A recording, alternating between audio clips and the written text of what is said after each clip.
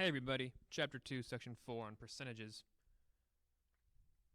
Percentages are a topic you've learned before, you've seen before, but we have to have them right. We have to just have them dialed in because they are so important, they're used often, talked about frequently, they're misunderstood.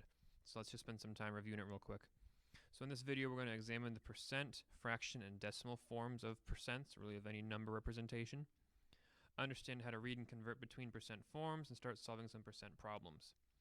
This won't be percent change. Percent change will be our next video. It involves percentages, obviously, but it's slightly different, or at least just a little bit more involved, a little more complicated. Percent means literally per 100. Something out of 100. Per cent, cent for 100 like century. So if we have 36%, that can be just as easily read as 36 out of 100. That's the fraction form. So you can just take the percentage, that actual sign percent, and think of it as a bar with two zeros on the bottom. Like, here's a fraction bar, and here's a zero, and here's a zero. It's out of 100. I'll erase all that hideous stuff I just drew. We don't talk about it as a fraction very often, because decimals are just typically the more typically the more common way that we show a percentage. The percent here would be 0.36. To get from a percent to a decimal, you move the decimal point 2 to the left. Now you might not see the decimal. You might think, well, wait, this has no decimal. It's just here. If there's not one drawn, we assume it's right there at the end. We don't assume, we know it's right there at the end. So if there's not one drawn, it's at the end of the number. I'm going to just write some percents. I want you to pause for each one and think about how that would look as a decimal.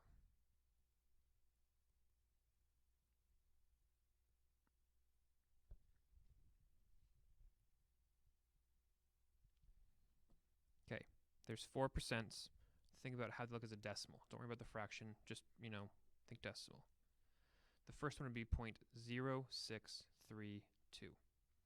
Remember how I said a percent, you take the decimal, move it 2 to the left? So this decimal went 1, 2 to the left. Well, this decimal is going to go 1, 2 to the left, and there's a 0 in front. If you want to say 0.0632, that's solid. 0.15% is a very, very small number. Okay, 0.15% means less than 1%. In fact, way less than 1%. Take the decimal, move it 2 to the left. It's 0.0015. Tenths, hundredths, thousandths, 10,000ths. We would read that number as 15 10,000ths. Which, one way to think about that is if you had 10,000 of something, you're grabbing 15 of them. It's a very small percentage.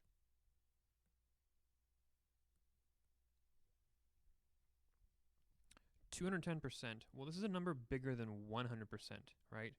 210% means we're growing, or at least something is more than the whole. This is a decimal, it's 2.10, 2 1/10. If your percentage is bigger than 100, your decimal is bigger than 1. If your percentage is less than 100, your decimal is less than 1. So 1,000% is just the number 10. We could say 10.00 if we wanted to, but take the decimal here and move it over twice. There's a few percentages you just have to be on top of. 100%, 75%, 50%, 25%, 10%, 1%. Each of those should be things that you can automatically convert to decimal and that you can quickly estimate. Like if I say, what's 10% of 40, you should know that's just 4 without doing a whole lot of work. So 100% is 1.0 as a decimal, 75% is 0.75, 50%, 25%, 10%, and 1%. 1% is 0.01, 1/100th. So 1% means you have 1/100th, and that's read as 1/100th. If we wanted to go the other direction, we would just move the decimal point in the other direction. So I'm going to get rid of all of this, I hope. Good. Suppose we had the decimal 3.2. Well, that is a value bigger than 100. Take the decimal and move it 2 to the right instead of 2 to the left. 320. And if I had the decimal 0.37, you should know that's just 37%. Take the decimal and move it 2 to the right. it can be confusing to think, okay, if I'm going percent to decimal, is that left to right, or is percent to decimal right to left? And sometimes I can't remember either, so I think about something that I know is true. I know that 100% is 1.0, or that 50% is 0.5. And that helps me realize, okay, if I'm going from percent to decimal, the decimal moves 2 to the left. If I'm going from decimal to percent, it moves 2 to the right. So think about those key values that you know. Okay, so we're going to use the percent equation and the percent proportion to start calculating some values. Pretty much every percent problem can be structured, if it's not percent change, which is our next video, just a straight percent problem, can be structured with this equation, this sentence. A is P% of B, where A is the amount and B is the base. The base is what you start with. It's what all the percent comes from. The percentages come from the base. So knowing what your base is very important. We can take that sentence, A is P% of B, and we can turn it into an equation, because is just means equals, and of means times. Remember that, okay? Is equals, and of is times. Or we can make a proportion out of it. A proportion is an equation, but it's an equation with two fractions. A over B equals P over 100. This is called the percent proportion, whereas I call this the percent equation, even though percent equation isn't a great name for it. That percent proportion is also sometimes called is over of equals percent over 100. And sometimes it's called part over whole, where your whole is like your base. Any of these three ways of thinking about it are fine. However, the term part makes me a little bit nervous because we always think of a part as being less than something, like a part is just a piece of the whole. But with percentages, it's very possible that the part is actually more than the whole if the percent is over 100. So this word part, I think, is kind of dangerous. Let me explain how you can use these to calculate your percentages. We have the question, what is 15% of 40? Well, I'll first do that in the equation form. I'll first set it up like this. The word what means a variable. We don't know. Okay, so what becomes x. X is. The word is means the equal sign. 15% I'm going to make as a decimal. Here's the important thing about percentages. You don't ever actually do arithmetic with them. I will never work with a 15% times something. I'll always do a decimal times something. You can't do the arithmetic with the percent. It has to be with the decimal. I wrote 30 just because I was picking a random number. I should have just picked 40. The word of means times, and the number 40 means 40. This is the equation that I'm going to use to find 15% of 40. Will you take a second and just try to guess at what 15% of 40 is? Give it a ballpark. Pause it. Actually say your guess out loud. The actual value is 6. Okay, and here's how you can estimate this. I know what 10% of 40 is. 10% of 40 is 4. Then 15% would be another half of 2 to 4 gets 6. So I don't need you to follow that logic perfectly, but at least think 10% of 40 I know is 4, so it's going to be bigger than 4. Now I'm doing 0.15 times 40. 0.15 times 40 just comes out to 6. If you're allowed to use a calculator, just use your calculator. Otherwise, do it by hand. You'll be doing 0.15 times 40, and here we go. Now, 6 is 15% of 40. That makes sense, because 15% of 40 should be very small compared to 40. Okay, if you want to do this by the percent proportion, I can take is over of is how I'm going to show this one first. Whatever number comes before the word is what goes here, and that was x. Whatever number comes after the word of is what goes here, and that was the number 40.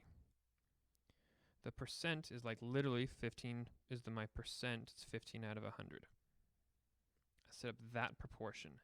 Is over of is percent over 100. The number before is goes in front. The number after 40, or after of goes on the bottom. This is also going to work out when I cross multiply. I cross multiply, so I get 100 times x. 40 times 15 is 600. Then I divide both sides by 100, and I get that x equals 6. Now I know that was kind of quick, but remember you can always just pause, rewind, watch again. I'll do 2 more examples. 30 is 12% of what? Again, try to ballpark. What is 30 12% of? Well, if 30 is 12% of something, that something is going to be bigger, like probably around 300. In fact, I know 30 is 10% of 300, so it's going to be 12% of something a little bit smaller. I'm going to say like 280. I'm not sure, but if 30 is 10% of 300, 30 is 12% of something a little bit smaller than 300. So I'm going to guess 280. Get to calculate this with the equation. 30 is 12% of what? That's my equation. 30 equals 0.12 times x. To solve it, I divide both sides by 0.12, and I calculate whatever that is. 250. So my logic was correct, my estimation just wasn't quite good enough. 250. If you want to solve that by proportion, I'll do this one this time. Think about this is the whole. Whatever you're taking the percentage of is your whole, which means that this is the part, because I know that this is my percent. So if I'm going to do part over whole equals percent over a hundo, my part was 30, my whole was unknown, it's x, I don't know what the whole is, the percentage was 12 out of 100, I cross multiply and I solve. Turns out that 3,000 divided by 12 is 250. Okay, last one of these. Then we'll do some word problems. 16 is what percent of 12? So see, the word what can move around. It can come first, it can come last, it can come middle. It can be attached to the part, it can be attached to the whole, or it can be attached to the percent. The word what could be appearing anywhere that those values can appear. It can come as the A, the P, or the B. In this case, I'm trying to find the percentage. So what I'm going to do now is I'm going to solve for x percent. I'm going to think of that as just one big old variable I want to solve for. So I divide both sides by 12. 16 divided by 12, I'll make that a decimal, is 1.25? 1.3, of course. 1.3 repeating equals x percent. This right now is the decimal representation. We haven't found the actual percentage yet. This is the decimal 1.333. I would say this is 133%. I'd move the decimal 2 to the right. I mean, think of it this way. 16 is bigger than 12, so of course the percentage has to be over 100. It's going to be, in this case, 133%. This is where I think the proportion is actually quite a bit easier to work with. I mean, here's my base, so here's the amount. This is one of those cases where the amount is more than the base, the part is more than the whole. I would have 16 over 12 equals P over 100. We could also call it X. Cross multiply. 1600 equals, I should have just stuck with X. I used P for percent, but I've used X everywhere else. 1600 equals 12X. Divide both sides by 12. You get 133.3 repeating equals X. So 16 is 133.3 repeating percent of 12. About 133% of 12. These three options, well, two options, the equation up here and the proportions up here, pick the one you like best and stick with it is my advice. Understand how to use both, understand how to do both, but really pick one and get really good with it. Okay, we're going to do 3 word problems. We're done. A 9-pound pork roast has 1.2 pounds of fat. I have no idea if that's accurate or how this works or not, but that's what this one has. What percent of the roast is fat? Now we have to ask ourselves the question, is this, which form of this sentence are we taking here? We're trying to find what percent. This is our variable, what percent.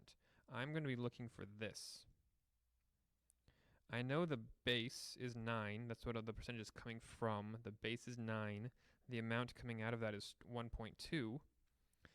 This is again where the percent proportion I think is really nice. I'm going to set up A over B equals percent over 100. This is going to be 1.2 over 9 equals the percent over 100. And I'm going to change that percent to an x. Like that's what I'm trying to find is this x right here. Then I cross multiply and I divide. So x times 9 equals 120, because 1.2 times 100 is 120. Divide both sides by 9.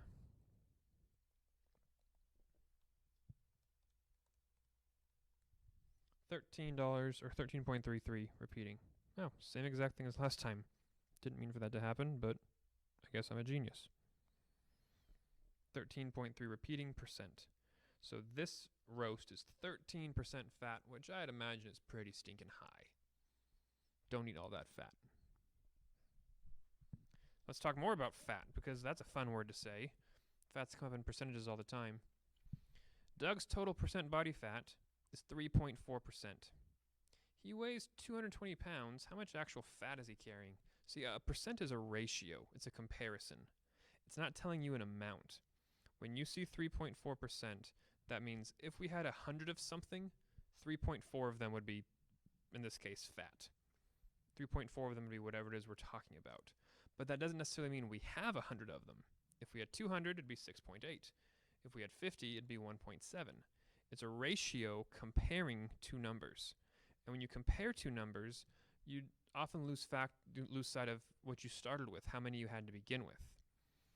So this right here is my base. His base is 220 pounds.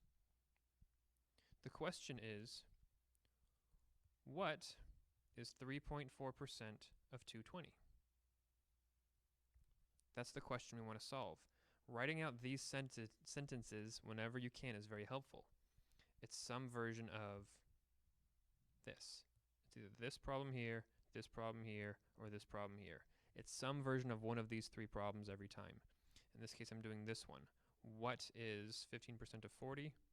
Or what is 3.4% of 220? So what is 3.4% of 220? That's how that sets up. I just multiply. 0.034 times 220, 7.48. He has 7.48 pounds of fat.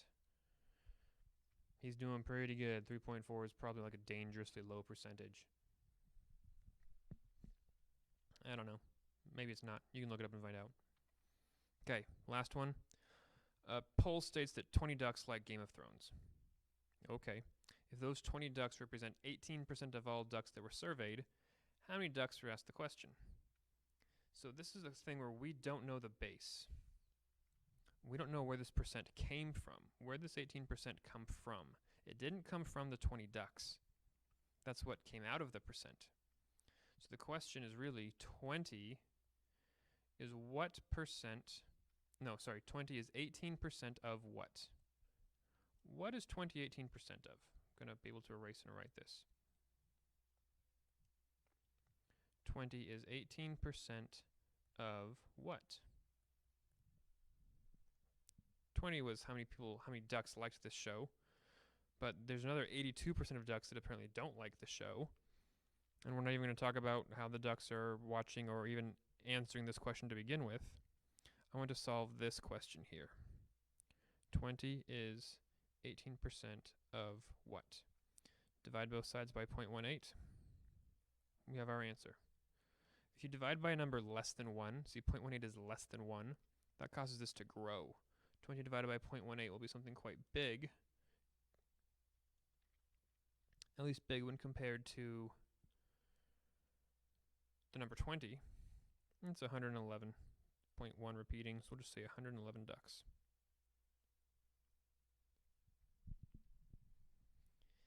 Everything boils down to where is your variable, what are you trying to find, what is your base. You need to identify what is the base to make it much simpler to solve these problems. Okay, percents, decimals, and fractions can all be used to represent the same values. To convert from percent to decimal, slide the decimal 2 places to the left, and vice versa. To go from decimal to percent, go 2 to the right. Use the percent equation or the percent proportion to solve, and always identify what is your base. Like I said, I recommend you pick one. Do you prefer the percent proportion or prefer the percent equation? Pick one and use it more. Get real good with it. Next video, we'll do percent change. Percent change is where something is increased or decreased by some percentage of the initial amount. It's also about the base. For example, if a $60 jacket has its price dropped by 20%, what's the new price? Spoiler alert, you take 20% of 60.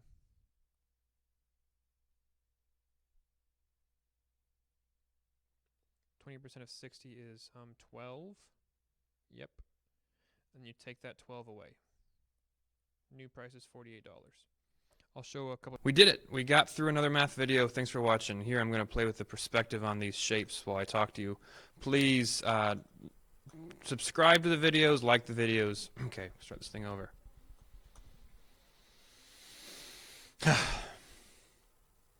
You did it.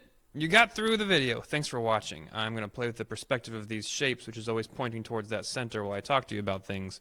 Please subscribe to the video, the channel really. Please like it if you found it helpful. If you want to share it with friends and say, hey, this guy's not the worst, that's an option too. You can always take your video quiz if you're in my class. And comment down below. See you next time.